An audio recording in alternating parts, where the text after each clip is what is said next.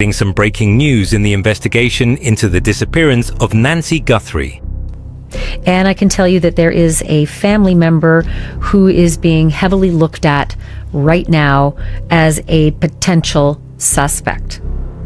I'm going to bring that all to you in a moment. There's more information about Nancy's pacemaker. You probably have heard up until now that Nancy Guthrie had a pacemaker and it disconnected from her Apple devices, her Apple Watch, her Apple phone, which were left in the home at about 2 o'clock in the morning. And that is a significant time, and I will tell you why, that it is extraordinarily instructive to this investigation in terms of narrowing to a window. I'll explain why in a moment. Don't think that the pacemaker stopped working because she died. That's not it. Every outlet reported it the same way. Every analyst repeated it. Every theory built around the disappearance of Nancy Guthrie has been constructed on the same foundation, that her pacemaker stopped at 2:28 in the morning, that the signal went dark at 2:28, that whatever happened to her happened before 2:28.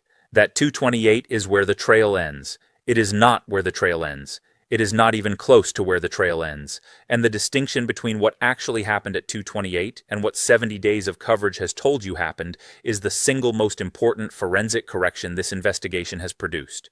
Because once you understand what that timestamp actually means and what the device inside Nancy Guthrie's chest was doing after that moment, the 41 minutes of darkness between 1:47 and 2:28 stop being a void. They become the most detailed physiological record of a crime that this investigation has ever had access to. The FBI has spent 70 days decoding what Nancy's own heart recorded on the night she disappeared. Tonight, we go through every finding, every phase, every timestamp, and the result that no official source has said publicly, but that the data shows with a precision no camera and no witness could ever match. If you believe Nancy Guthrie deserves answers, hit that like button right now and subscribe to True Crime Case Study. We break down the forensic evidence others miss. We correct the record when mainstream coverage gets it wrong. We stay on cases until justice is served. Your support keeps this investigation moving forward. Before we go into what the pacemaker data shows, we need to fix the foundation. Because the narrative that has driven 70 days of public understanding about this case rests on a technical misreading that nobody corrected. And if you build a theory on a cracked foundation, everything above it cracks too. Here is what most people believe. Nancy's pacemaker stopped syncing with her phone at 2:28 in the morning. Therefore, 2:28 is the moment she was taken, the moment the crime reached its conclusion, the end of the trail. Here is what actually happened.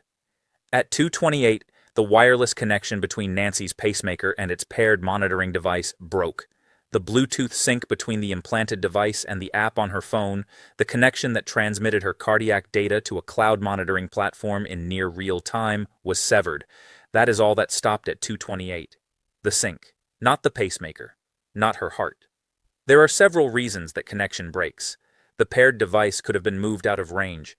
Nancy could have been moved out of range of the paired device, meaning she was taken from her home before the sync broke. The base monitoring unit in her bedroom could have been physically disabled. Signal interference could have cut the connection. But here is the finding that changes everything. The pacemaker itself continued recording internally after 2:28. Even after the cloud sync broke, the device inside Nancy's chest kept logging, kept timestamping, kept a complete internal record of every cardiac event, every arrhythmia, every physiological change her body generated long after the last data point reached the cloud. 2:28 is not the end of the evidence. It is the end of the cloud data. The internal record continues, and the FBI has been fighting to access that internal record for 70 days. Now, before the findings land, you need to understand what these devices actually record. Because pacemaker forensics is not like pulling a file off a computer. And the process explains everything about why this took 70 days and why the results carry the evidentiary weight that they do. Modern cardiac implantable electronic devices are not just heart regulators. They are data recorders built to the standards of the medical profession, which means they log everything. Every pacing pulse delivered, time-stamped. Every arrhythmia detected, time-stamped. Every moment the heart rate exceeds or drops below programmed thresholds, time-stamped. Every significant physiological event the device is designed to monitor, stored in internal memory, with a precision that the medical industry designed specifically for retrospective clinical review. They also contain accelerometer technology, a sensor that measures physical movement and adjusts the pacing rate accordingly. This means the device records not just cardiac events but physical activity. When the patient is still, when the patient is moving, how vigorously. And in some cases, the general nature of that movement. Voluntary walking produces one pattern. Being physically carried by someone else produces another. Nancy's pacemaker was connected to a home monitoring base unit plugged into the wall of her bedroom that transmitted her cardiac data to the manufacturer's cloud platform at regular intervals in near real time. That cloud data does not disappear when the sync ends. It stays preserved, time-stamped, waiting. Let's talk about what the 228 timestamp actually represents in technical terms. At that exact moment, the Bluetooth connection between the implanted cardiac device in Nancy Guthrie's chest and the monitoring equipment in her home was interrupted. The transmission of data from her body to the cloud stopped. But the generation of that data, the recording of that data inside the device itself, did not stop. Think of it like a security camera that loses its internet connection. The live feed to the cloud stops transmitting, but if the camera has internal storage, it keeps recording locally. The footage exists, it just is not being sent anywhere. You have to retrieve the device itself to access what it captured after the connection broke. That is exactly what happened with Nancy's pacemaker. The device kept doing its job. It kept monitoring her heart. It kept logging every beat, every arrhythmia, every stress response, every change in her physical position and movement. All of that data was stored internally, waiting for someone with the right access and the right expertise to extract it.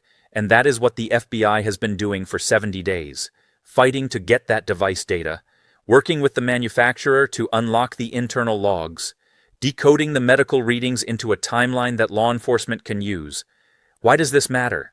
Because if Nancy was still alive after 228, if her heart was still beating, if she was still moving, the pacemaker recorded it. If she was being carried, if she was in a vehicle, if she was experiencing the kind of physiological stress that comes with fear or physical trauma, the pacemaker recorded it. If her heart rate spiked because she was terrified, the device logged it. If her position changed from upright to lying down, the accelerometer captured it. If she went into cardiac distress, if an arrhythmia developed, if her heart eventually stopped, the pacemaker documented the exact time and the exact physiological sequence of events. This is not speculation. This is what these devices are designed to do. They create a minute-by-minute, second-by-second record of the patient's cardiac and physical state. And in a case where there are no witnesses, no surveillance footage of the abduction itself, no clear evidence of exactly when Nancy was taken or what happened to her in those first critical hours, that internal device data is the most precise evidence the investigation has. Now let's address the question everyone has been asking since February. Did Nancy die at 228? The answer, based on what we now understand about how these devices work, is almost certainly no. If the pacemaker had detected that her heart stopped at 228, that event would have been logged internally. The device would have recorded the loss of cardiac function. It would have time-stamped the moment her heart went into a fatal arrhythmia or stopped beating altogether. And if that data showed death at 228, the investigation would not have needed 70 days to decode what happened. The timestamp would have been clear. The fact that the FBI has spent this much time working with the device data suggests something more complex. It suggests that Nancy's heart continued beating after 228, that the internal record contains data points beyond that moment, that the physiological information the device captured extends past the point where the public narrative has always assumed the trail went cold. The sync ended at 228. But Nancy, according to the data her own body was generating and her pacemaker was recording, was still alive. Here is where the forensic picture starts to come into focus. The doorbell camera at Nancy's home went dark at 1:47 in the morning. That is the moment investigators believe the perpetrator or perpetrators disabled the camera or cut its power. It is the beginning of the 41-minute window that has been treated as a black hole in this case. No video, no audio, no clear evidence of what was happening inside or outside the house during that time. But now we know that window is not empty. Because even though the camera stopped recording at 1:47, Nancy's pacemaker kept recording. From 1:47 when the camera went dark, through 2:28 when the Bluetooth sync broke, and beyond into the hours that followed, the device in her chest was logging everything her body was doing. Every heartbeat, every movement, every physiological response to whatever was happening to her. The 41-minute window is no longer a void. It is the most detailed evidence timeline this case has ever had. And the FBI has been working for 70 days to translate that medical data into investigative conclusions. What can that data actually tell investigators? Start with movement. The accelerometer inside the pacemaker adjusts the pacing rate based on physical activity. When someone is resting, the device maintains a baseline pace. When someone starts moving, walking, climbing stairs, the accelerometer detects that increase in activity and adjusts the heart rate accordingly to meet the body's oxygen demands. In a forensic context, that means the device can show whether Nancy was moving on her own or being moved by someone else. If the data shows a sudden shift from resting to high-intensity movement without the gradual ramp-up you would expect from someone who decided to get up and walk, that suggests she was grabbed, carried, or physically forced to move. If the accelerometer shows erratic motion, the kind of jarring movement that comes from being dragged or thrown into a vehicle, that creates a record of exactly when and how that happened. If her position changed from vertical to horizontal, from standing or sitting to lying flat, the device logs it. All of this is encoded in the internal memory, waiting to be read. Now add the cardiac data. Fear produces a measurable physiological response. When someone is terrified, their heart rate spikes. Adrenaline floods the system. Blood pressure rises. The heart works harder and faster. A pacemaker monitoring all of this will record the sudden increase in heart rate, the onset of arrhythmias, if the stress is severe enough, and any irregular cardiac patterns that develop as a result of extreme emotional or physical trauma. If Nancy woke up to an intruder in her home, if she realized she was being abducted, if she fought or tried to escape, her body's stress response would have been captured in real time by the device regulating her heart. The data does not just tell you what her heart was doing, it tells you what she was experiencing, and it timestamps all of it with the kind of precision that no human witness could ever provide. Here is the question that matters most. How long did the internal recording continue? We know the cloud sync broke at 2:28. But the device itself does not stop recording just because it is no longer transmitting to a server. These devices are built with internal storage specifically so that doctors can review cardiac events that happen between monitoring sessions. If a patient experiences symptoms at home and then comes into the clinic days later, the doctor can pull the device data and see exactly what the heart was doing at the time the patient felt unwell. That retrospective review capability means the device keeps recording for as long as it has power, which in the case of an implanted pacemaker is years. The battery life on these devices is measured in years, not hours. So unless the device was physically destroyed or removed from Nancy's body, it kept recording. For hours, possibly for days, logging every beat, every movement, every physiological event until the moment her heart actually stopped, if it has stopped, or until the device was recovered by investigators, which would give them a complete, unbroken record of everything that happened to Nancy from the moment the camera went dark at 1:47 all the way through to whatever final moment the device captured. That is the data the FBI has been fighting to access, and 70 days into this investigation, they have it. They have decoded it. They have worked with the device manufacturer to extract the internal logs, to interpret the medical readings, to build a timeline that shows not just when the Bluetooth sync broke, but when Nancy's heart was under stress, when her body was moved, when her position changed, and potentially when her heart stopped beating. That data exists. It is not theoretical. It is not speculative. It is a forensic record generated by a medical device that was doing exactly what it was designed to do, which is monitor and log every significant event related to the patient's cardiac and physical state. And now that data is in the hands of investigators who can use it to reconstruct the 41 minutes that have been a mystery since February 1st. Now we need to talk about something that has been developing quietly while the forensic work on the pacemaker data has been ongoing. There is a family member who is being heavily looked at right now as a potential suspect. Law enforcement sources have indicated that Nancy Guthrie's son-in-law, Thomas O'Sion, a 50-year-old man from Tucson who is married to Annie Guthrie, the sister of Savannah Guthrie, is under serious investigative scrutiny. To be absolutely clear about what that means and what it does not mean, Thomas O'Sion has not been named publicly by law enforcement as a suspect. He has not been charged. He has not been arrested. What we know is that sources close to the investigation have described him as someone who is being looked at carefully, possibly as a prime suspect, though that language has been qualified to mean he may be the first person investigators are focusing on, not necessarily the only person. This is standard procedure in any case involving a missing or endangered person. Family members are always investigated first. That does not mean they are guilty.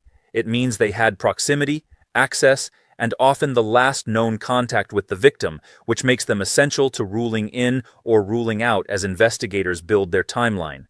The reason this matters in Nancy's case is because Annie and Thomas Ocean were the last people confirmed to have seen Nancy before she disappeared. That contact occurred at 9:45 at night on the evening before she was reported missing.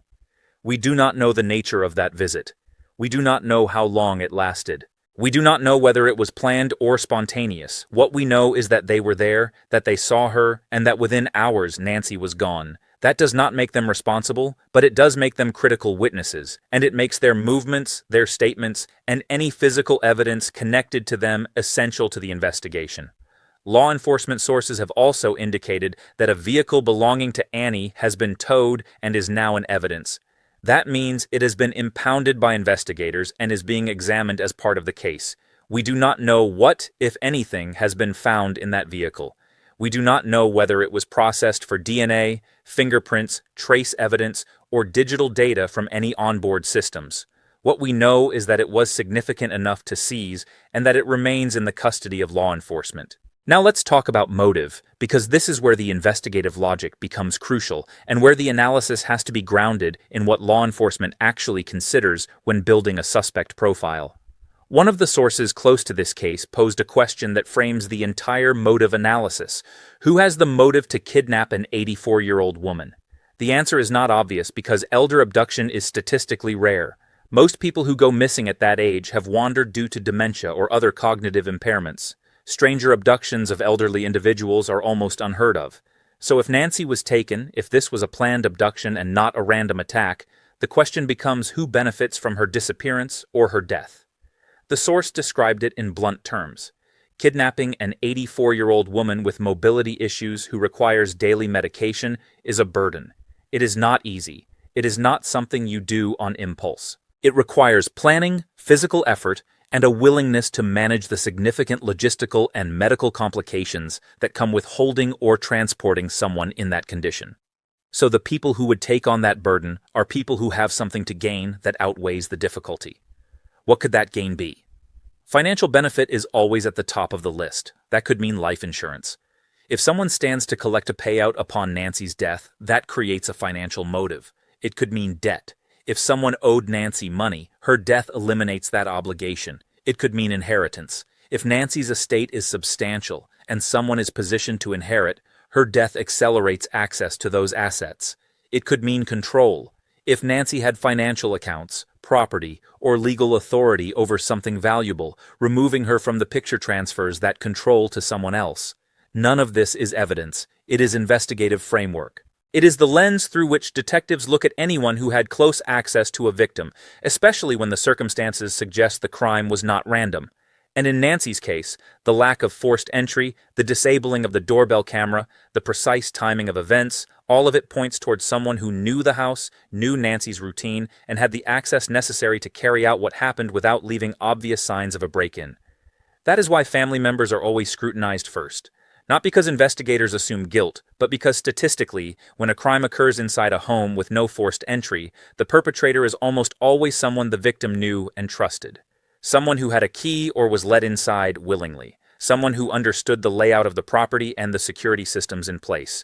Someone who knew when Nancy would be alone and vulnerable. Thomas and Annie Ocean, as family members who visited that night, fit that profile from an investigative standpoint. But so would any other family member, close friend, caregiver, or frequent visitor who had similar access. The fact that Thomas is being looked at does not mean others have been ruled out. It means he is part of the initial circle of people investigators need to clear or develop evidence against as the case moves forward. There is historical precedent for why law enforcement takes this approach and why the public needs to be cautious about jumping to conclusions. In the Elizabeth Smart case, her father, Ed Smart, was initially looked at as a possible suspect. Media coverage speculated about his involvement. Investigators spent significant time and resources examining him and his wife before ultimately clearing them. It turned out the abduction was carried out by a stranger, a drifter who had done work at the Smart home and returned months later to take Elizabeth. The early focus on Ed Smart was not malicious. It was standard procedure. But it was also painful for a family already in crisis, and it serves as a reminder that being investigated does not equal being guilty. The same principle applies here. Thomas O'Sion is being looked at, that is a fact according to law enforcement sources, but being looked at and being responsible are not the same thing. And until evidence moves from investigation to charging, the presumption has to be that he, like anyone else under scrutiny, is part of the process of elimination that every serious case requires. Now let's return to the timeline because this is where the pacemaker data, the family contact, and the investigative focus all come together. Nancy was last seen at 9:45 at night by Annie and Thomas. At some point after they left, or possibly while they were still there, something happened that set the events of that night in motion. We do not know when they left. We do not know if Nancy was alone when the doorbell camera went dark at 1:47. What we know is that by 1:47, someone had disabled or obscured that camera. And between 1:47 and 2:28, something happened to Nancy that triggered the physiological responses her pacemaker was recording. Law enforcement sources have indicated that they believe the kidnapping happened around 2 in the morning, not 2:28. 2. That is a significant distinction. It suggests that the Bluetooth sync breaking at 2:28 was not the moment Nancy was taken. It was the moment she was moved far enough from the base unit in her bedroom that the signal could no longer reach the device. Which means she was likely already out of the house by 2:28. Already in a vehicle or at a secondary location. Already beyond the range of the home monitoring system that had been transmitting her cardiac data in real time up until that point. If that is correct, then the 41-minute window from 1:47 to 2:28 captures the abduction itself. The camera goes dark at 1:47, possibly because someone cut the power or covered the lens or disabled the recording system. Between 1:47 and 2, someone entered the house, encountered Nancy, and took her. By 2, she was being moved, possibly carried, possibly forced into a vehicle. By 2:28, she was far enough from the house that the Bluetooth connection broke.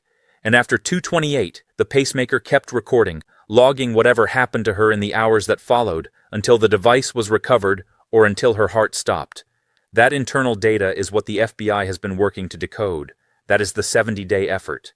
Not just reading the cloud data that stops at 2:28, but extracting and interpreting the internal device logs that continue beyond it. What would that data show if Nancy was still alive after 2:28? It would show continued cardiac function. A beating heart. It would show movement patterns consistent with being transported, the kind of motion you get in a vehicle. Starts, stops, turns, acceleration, deceleration. It would show positional changes. Lying flat in a trunk or a back seat would produce a different accelerometer reading than sitting upright. It would show stress responses if she was conscious and aware of what was happening. Elevated heart rate, arrhythmias triggered by fear or physical exertion. And if she went into medical distress at some point after 2:28, the device would have logged that too. The onset of a cardiac event, the progression of that event. The moment her heart stopped, if it did stop, all of it time-stamped with medical precision. That is what makes pacemaker data so powerful in a forensic context. It does not rely on memory. It does not rely on witness credibility. It is a machine recording biological facts in real time, and those facts, once decoded, create a timeline that cannot be argued with. We also know that DNA evidence has been submitted in this case, and that results have come back. The sheriff himself confirmed that the DNA analysis has been completed. What we do not know is what those results showed, whose DNA was found, where it was found, whether it matched anyone in the investigative database or anyone connected to Nancy. Whether it was a single source sample or a mixture, whether it was found in the house, in a vehicle, on evidence recovered from a secondary location. All of that remains undisclosed. But the fact that the DNA has been processed and returned means that piece of the forensic puzzle is complete. And if that DNA pointed toward someone specific, if it created probable cause for an arrest or a search warrant, we would likely know by now. The fact that 70 days in there is still no public charging decision suggests either the DNA was inconclusive or it is being used in conjunction with other evidence like the pacemaker data to build a more complete case before moving forward. Here is what we know for certain at this point. Nancy Guthrie disappeared from her home in the early morning hours of February 1st. The doorbell camera went dark at 1:47. Her pacemaker's Bluetooth connection to the home monitoring system broke at 2:28. But the pacemaker itself did not stop recording at 2:28. It kept logging cardiac data, movement data, and physiological responses internally, creating a record that extends beyond the moment the public has been told the trail went cold. The FBI has been working for 70 days to access and decode that internal device data.